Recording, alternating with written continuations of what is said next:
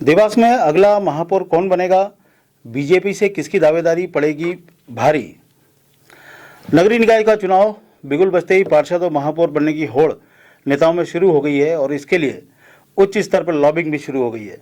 देवास में महापौर पद पर आरक्षित महिला के लिए आरक्षित किया गया है और इस पर कयास लगाए जा रहे हैं कि नेताओं की पत्नियों को महापौर बनने का मौका मिल सकता है। आज हम बात करेंगे बीजेपी के संभावित उम्मीदवारों की। देवास में भाजपा में इस समय दो गुट काम कर रहे हैं। पहला गुट जिला अध्यक्ष राजीव खंडेलवाल और उनके साथियों को समर्थन करता है। दूसरा गुट पहले से जुड़ा हुआ है। अब तक देवास नगर निगम पर पहले समर्थित लोगों का ही कब्जा रहा है। बिना पैलेस के समर्थन के जो भी यहाँ खड़ा हुआ उसे हार का ही सामना करना पड़ा, भले ही वह बीजेपी से टिकट लेकर आ जाए। इसका उदाहरण एडवोकेट राजेंद्र बापट हैं, जो भाजपा से महापौर का टिकट तो ले आए थे, लेकिन उनके सामने निर्दलीय शरद पाचनकर को पैलेस ने अपने समर्थन से जितवा दिया था। आइए बात करते हैं बीजेपी से महापौर के संभावित उम्मीदवारों की, जिसमें कई नाम शामिल हैं। हम एक के बाद एक संभावित उम्मीदवारों के बारे में आपको बताएंगे, इनकी क्या खासियत है, इनमें क्या कमियां हैं, और वीडियो में हम एक ऐसे उम्मीदवार के बारे में बताएंगे जो सबको पछाड़कर महापौर प्रत्याशी बनाया जा सकता है। इसके लिए यह वीडियो ध्यान से देखिए। बीजेपी से इस समय महापौर के लिए कई लोग उम्मीद लगाए बैठे हुए हैं। एक के बाद एक हम सभी के बारे में बात करते हैं। आइए बात करते हैं रीता विमल शर्मा की।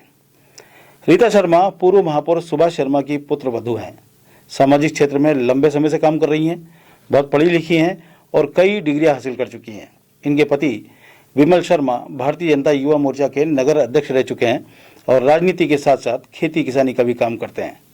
पिछले दिनों विधायक गायत्री राजे पवार के साथ में कई आयोजनों में पूर्व महापौर सुभाष शर्मा साथ में देखे गए, जिसके बाद कयास लगाए जा रहे हैं कि विधायक महापौर टिकट के लिए इनकी पुत्र वधू को आगे ला सकती हैं। लेकिन बीजेपी द्वारा परिवारवाद के खिलाफ बनाए गए माहौल के कारण इनकी दावेदारी खटाई में पड़ सकती है।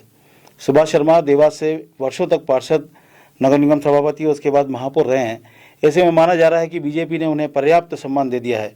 चर्चा यह भी है कि भोपाल में इनके नाम पर सहमति नहीं बन पा रही है। आगे बढ़ते हैं और बात करते हैं दूसरी संभावित उम्मीदवार की, जो कि पैवेलेस से जुड़े ही रवि जैन की पत्नी है। उनका नाम है पूजा जैन। पूजा जैन की पूरी उम्मीदवारी पैलेस के दम पर टिकी हुई है। रवि जैन लंबे समय से दिवंगत महाराज तुकोजीराव पवार से जुड़े रहे और आज भी विधायक गायत्री राजे पवार के खास सिपहसालारों में से एक हैं। पूजा जैन को राजनीति का अनुभव तो नहीं है, लेकिन वह पिछले कुछ समय से सामाजिक और धार्मिक कार्यक्रमों में हिस्सा लेती रही हैं। खुद रवि जैन भी देवास में संस्था सिद्धि विनायक के नाम पर बड़ा आयोजन करते हैं और उनके साथ बड़ी युवाओं की एक टीम है। हालांकि उन्हें अगर उम्मीदवारी मिलती है तो महापौर के रूप में खुद की पहचान बनाने के लिए उन्हें लंबा संघर्ष करना पड़ेगा।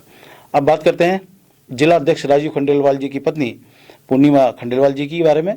सभी दावेदारों में पूर्णिमा खंडेलवाल अकेली ऐसी दावेदार हैं जिन्हें राजनीति का अनुभव है। वो 2 बार वार्ड पार्षद रही हैं, नगर निगम में अपनी बात प्रभावशाली ढंग से रखती रही हैं। लेकिन उनके साथ समस्या ये है कि उनके पति बीजेपी के जिला अध्यक्ष हैं। टिकट पाने के लिए उन्हें ये पद छोड़ना पड़ सकता है। यही नहीं, उन्हें दावेदारी करने के लिए पैलेस का समर्थन भी हासिल करना पड़ सकता है। इस समय राजनीतिक रूप से मोस्ट एलिजिबल कैंडिडेट पूर्णिमा खंडेलवाल ही है। अब हम एक ऐसे व्यक्ति के बारे में बात करते हैं जो अप्रत्याशित रूप से इन सभी पर भारी है। वह पैलेस से जुड़े हुए खास व्यक्ति हैं दुर्गेश अग्रवाल। इनकी पत्नी गीता अग्रवाल को महापौर की उम्मीदवारी के लिए टिकट मिलने की सबसे ज़्यादा संभावना है। गीता अग्रवाल को राजनीति का अनुभव भले ना हो, लेकिन उनके पति दुर्गेश अग्रवाल दशकों से राजनीति से जुड़े हैं। उनकी पैलेस के प्रति निष्ठा जग जाहिर है।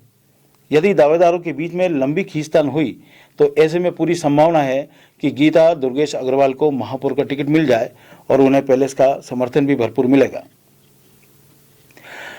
ये तो रही दावेदार जिनके बारे में कयास लगाए जा रहे हैं कि इनकी दावेदारी भारी है। लेकिन इसके अलावा भी बीजेपी से राजेश यादव, धर्मेंद्र सिंह बैस सहित कई अन्य नेता अपनी पत्नियों के लिए दावेदारी कर रहे हैं। जिस प्रकार से बीजेपी अब जीत की गारंटी का नाम हो गया है, उस लिहाज से बीजेपी से महापौर का टिकट लाना यही माना जा रहा है कि महापौर की सीट ही मिल गई। लेकिन इसमें एक ट्विस्ट भी हो सकता है।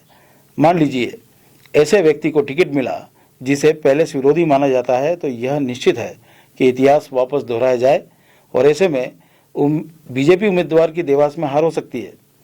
ऐसे में कांग्रेस या किसी निर्दलीय दल की जीत की संभावनाएं बढ़ जाएंगी। विधायक गायत्री राजे पवार के लिए नगर निगम बेहद महत्वपूर्ण है, क्योंकि करोड़ों की योजनाएं नगर निगम के माध्यम से ही विकास के रूप में शहर को मिलती हैं। और विधायक के जो विधानसभा क्षेत्र है उसमें अधिकतर क्षेत्र शहर का ही आता है। ऐसे में महापौर पर पहले इसका होल्ड होना आवश्यक है।